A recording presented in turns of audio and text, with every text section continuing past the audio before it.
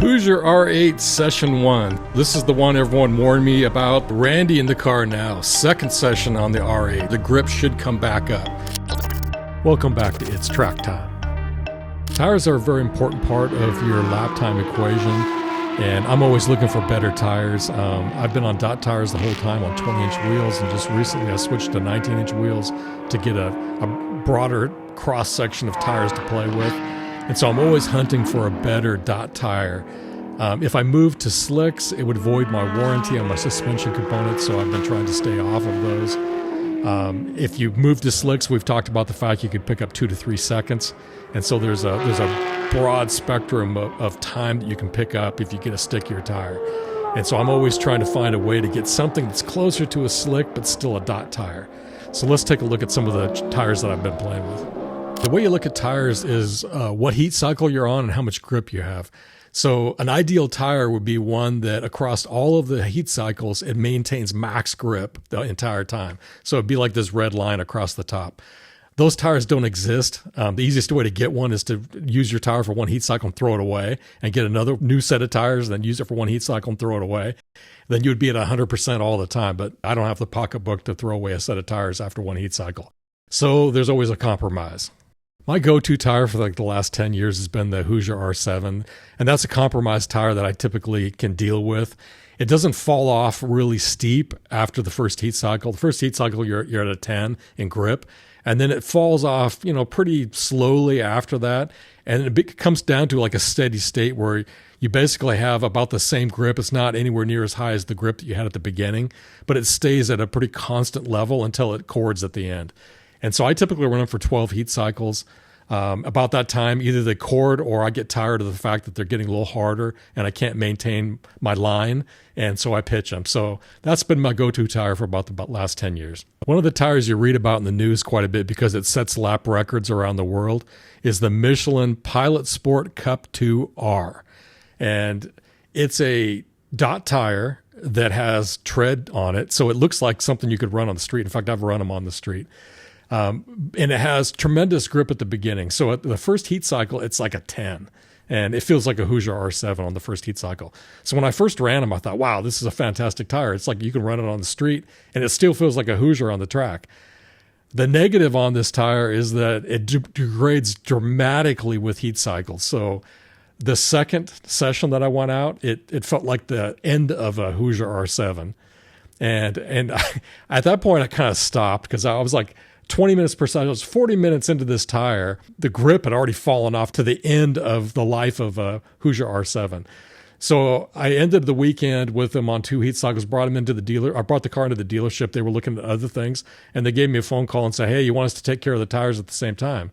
And I said, what do you mean? And they said, well, they're shot. And they looked at the tread on them, and they were pretty much shot.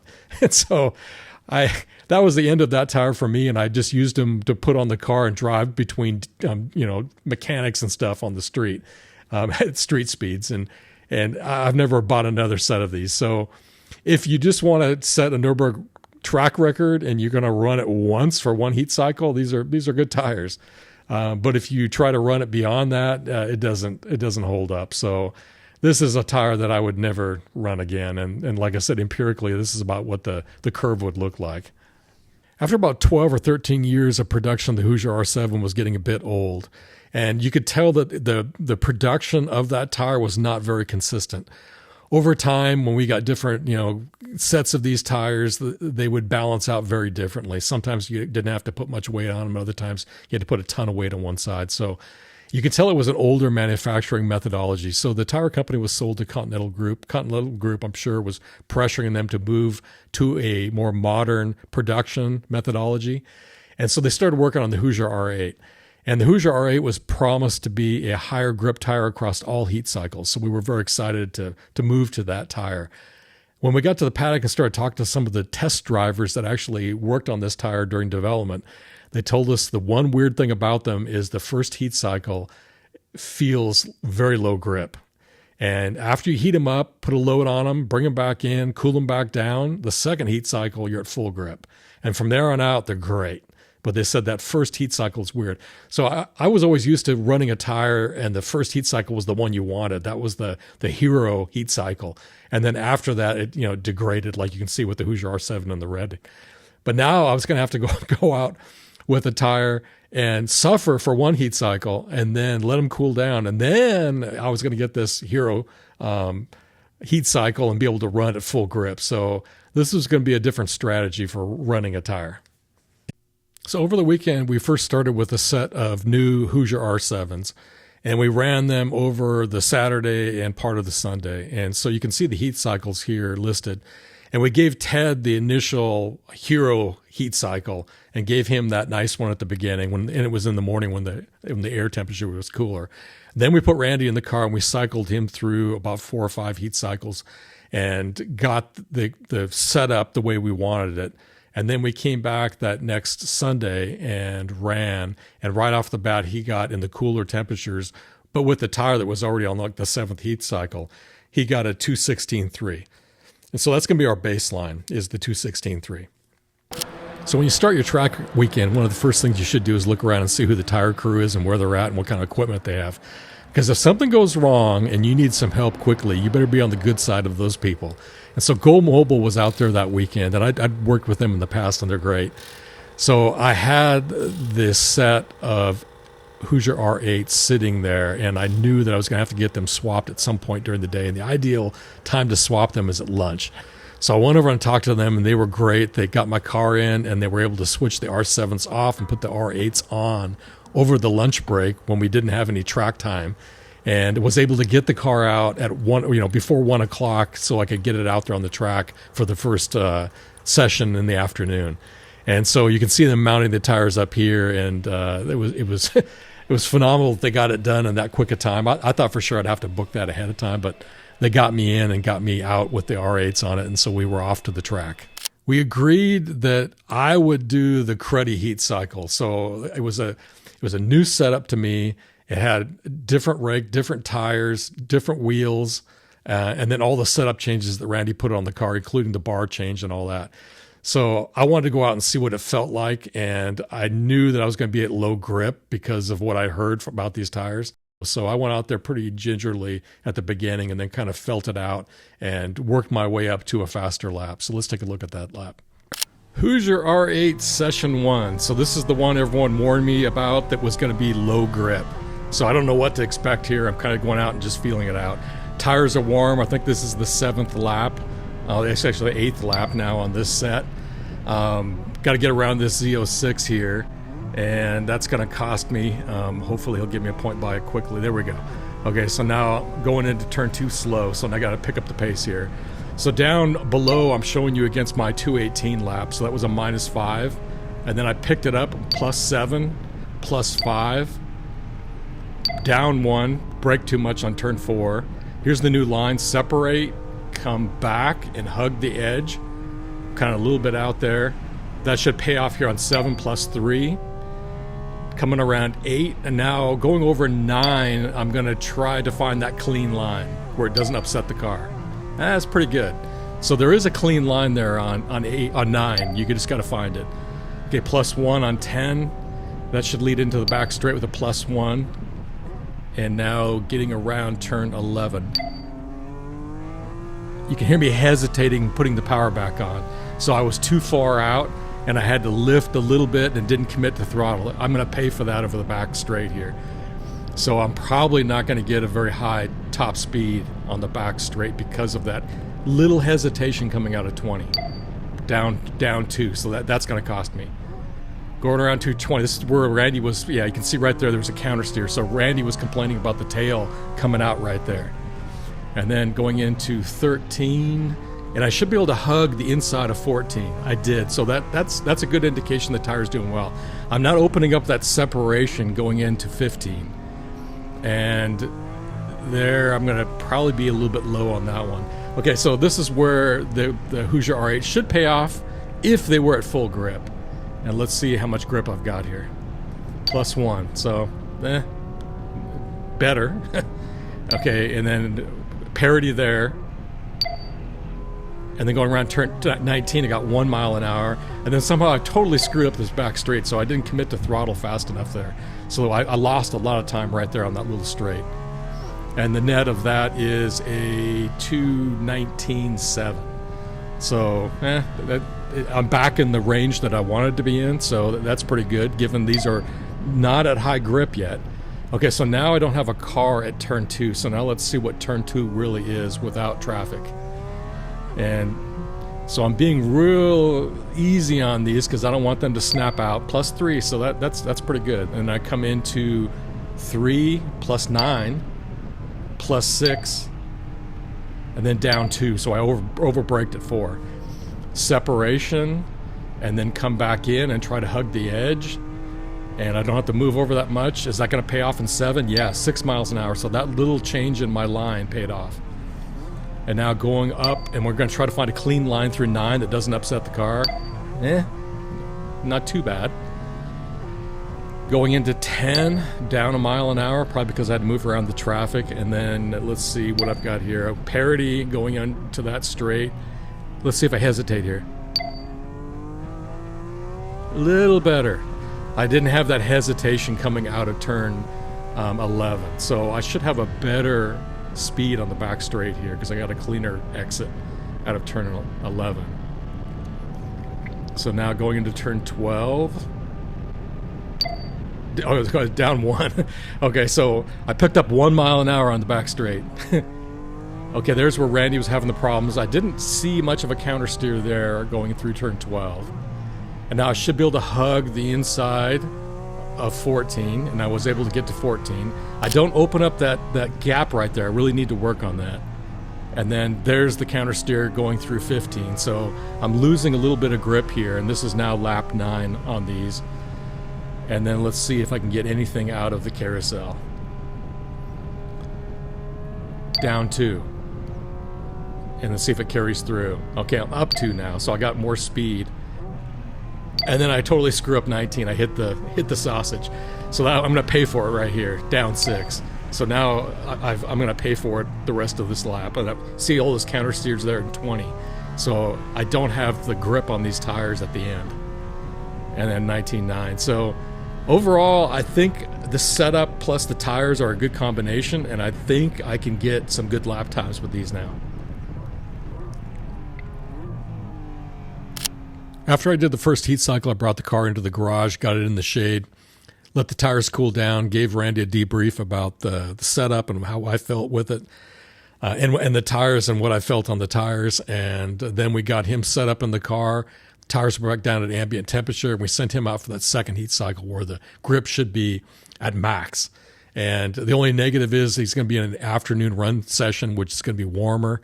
But we sent him out and let him try to feel out these tires and see what his opinion was. Okay, Randy in the car now, second session on the R8. So this is the one where the grip should come back up. So you got one bad session, cool them down, and then come back out and heat them back up. So now he is on lap 3, and his tires are warmed up. So let's see how much grip he's got. This is against his prior record, the delta times that I'm showing here. So this is against the 2:16.3 that he did on the R7s. And so he's down on turn 2. A little bit down on turn 3. Now he's up on turn 4. Down, so it's just back and forth. He's going to pay for this. Now he's got to get around this GT3 RS. He's not able to get on the line that he wants. Let's see if he can correct it by the time he gets to 7. And he's way down on 7. So this is pretty much going to be a throwaway. So coming around 8 and then +4, punching up over 9, -2. He had a good line there. It didn't have a big bounce. +1 on turn 10. And now going into turn 11, he's at parity on the speed. And he's got, he's +2 on the V-min, so he's got a good exit here. This is interesting, this GTR, those are like 4,000 pound cars. You can see this one's got a tune on it or something because it's absolutely hauling ass on the back straight. So it just completely leaves him. And then he's able to close it down here in the braking zone because those things are so heavy, they have to brake really early. So yeah, he was +1, so he had a good exit there.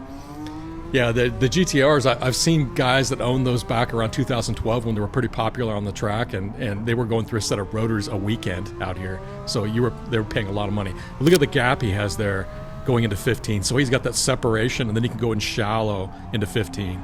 That gap is what I need to work on. I need to do that. Now watch here. He does a little lift. Get right there. You can see he lifts off power to set the nose down so he can go around.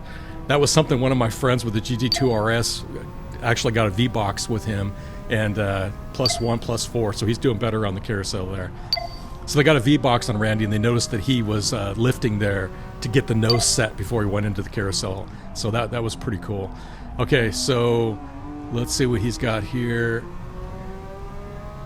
He's got a 2:16.56, so he's real close. If it wasn't for the traffic that he had to get around, he would have been in the ballpark of his record lap. So let's see this one here. He's got more traffic. When you're going at 2:16 pace out at COTA, you're going to run into a lot of cars. No one really is doing that kind of pace, so you're going to catch pretty much everything on the track.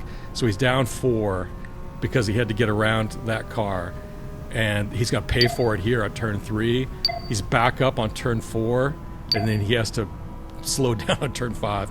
Okay, so now he's going to separate and come back in, hug that line. He does a much better job than me. Coming around turn 7, he's still paying for that initial turn 3 slow down. Then turn 9, he's still down 2 here. Let's see if he picks it up at turn 10. Okay, he's up 1 mile an hour at turn 10. That should pay off on the straight here. He's up 1 on the back straight. And let's see if he gets a good... Yeah, he's +2 at the V-min, so he's got a good launch out of turn 20. He's got a little bit of an air pocket here. He can sit behind this 911, and he should have a pretty good speed on the back straight, given he had a good launch, plus he had an air pocket there to sit in for a second. Oh, he's down 1. Okay, this is where he's having problems with his back end, so you can see him counter steering there, and every time he does that, he's going to lose some time. A lot of people are asking about Randy driving with one hand. If you watch him when he has to concentrate going up like Pikes Peak, he's got 2 hands on the wheel the whole time. There's the separation I was talking about, going to turn 15, and then he makes a nice exit on 15. And let's see if the carousel works out for him with these new tires. He was complaining about push here. And so as he comes into 17, he's +2. Let's see if he can carry it through into this +3. Okay, so it's paying off. These tires are better on the carousel, which is the thing that he was really complaining about. So it's, once again, it's bondoing over some of the problems we were having with the front high-speed push. And then on this lap, he ends up with a 2:16.7. So he's very consistent in the mid-2:16s, and you can see he's got some issues getting around traffic. So if the traffic wasn't there, he would be below a 2:16.3. So I think these are great tires for him as well. I had a 16.5 and a 16.8 with all kind of traffic and stuff. Yeah. Yours out there, yeah, they're better. These tires are better. They're better. Okay. Better than the ones I was on. I think these tires are worth a half a second, maybe. Okay. A little bit. Okay. Yeah. That'd be interesting to see what the optimal is. Yeah, I think the optimal's going to be really. What do I hit? N? And yeah, and then pray. Come on, baby. Come on. Uh-oh. Uh-oh. Ah, yes. Okay. 15.0. 15.0. Yeah. Okay. Yeah, so it went down. More. Yeah. Yeah. So that is a better tire. Real trafficy. It's good grip. Not as easy to get the slide. It was definitely more hooked up. Okay. And the car's good. I like it. I like the car. Did the tires fall off more than the 7s or less than? They didn't fall off at all. No. I cooled it off, but I was looking for a gap. I wasn't looking to, Okay. I mean, a little bit of both, just in case. I think they might have got worse, to tell you the truth. Because they fell off for me at the very end when they got hot. Yeah? Yeah, I could. The back end was coming out on me. Oh, yeah, I didn't get any of that. Okay. Well, just a little, but I could use it. To rotate. Oh, yeah, one lap I had a nice rotation right on the edge. Oh, really? In the stadium. Would be 16, the decreasing radius, slow one. Yeah. It just came around, and I got like 3 tenths in that one corner. That's probably 15. Because the entry speed is at the left, Yeah. 15. Okay. Yeah, it was really great. The tail came to just a little and it just rotated and I out of it. I'm like, damn, wish I could do that every time. It was great. That's good. So so we can continue using these tires and they're better than the R7. Yes. So that's so. good. Yep. It seemed pretty clear. Okay. Pretty clear, you know. 16.0 was very realistic. Okay. We can look at the data, but I think the 5 and the 8 both had a lot of time loss. Okay. Especially the 8. I was just shaking my head. So tell me, the Pirelli slicks, when you ran on them, how much time do you think you'd get out of those? 2 for sure. 2 seconds. 2 for sure. The grip is so high. And maybe 3, that's a guess. Wow. But it's a racing slick. Yeah. And this is a good tire, but it's not a racing slick. It's not even an A. Yeah. You could probably put a Hoosier A on here and get a qualifier. Yeah. That's like a qualifier. I bet it would do a lap. I used to run those in the winter time because they warmed up really quickly. Yeah. And yeah, they're faster and definitely on the first lap you can just go right out. Oh yeah. With them cold, no warm up. just go right out and just hit it. Yeah. That was kind of nice. And the cold temps would help you last long. Yeah. And these, they make a A8. Oh. So there is an A8 as well as the R8. Oh. So that's another possibility. Yeah. Especially for cold weather. Yeah. In the wintertime, that's might be the go-to. So we believe the Hoosier R8 is a worthy successor to the R7. It's worth at least a half a second per lap out at COTA in moderate temperatures. And we believe the A8 could be a wild card. In cooler temperatures, that's probably going to be a faster tire even yet. So we still owe you data on the longevity of this tire and how it falls off empirically over time and heat cycles. So I'll get that data to you next time I run, and we'll see you out at the track next time. I'll probably be on a set of R8s.